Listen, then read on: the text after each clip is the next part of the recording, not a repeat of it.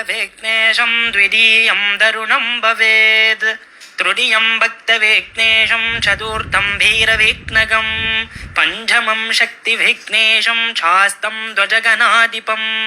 सप्तमं पिङ्गलं देवम् अष्टमशिष्टनायकं नवमं विघ्नराजं स्यात् दशमं क्षिप्रनायकम् एकदशं दुहेरम्भं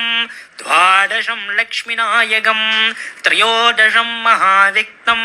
भुवनेशं चतुर्दशं वृद्धाख्यं पञ्चदशकं षोडशोद्भगनाधिपं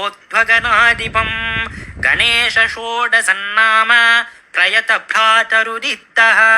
संस्मरेत् सर्वकुशलं सप्तयाटिन संशयः स्तोत्रं तु विघ्नराजं स्यात् कथ्यते षोडशात्मकम्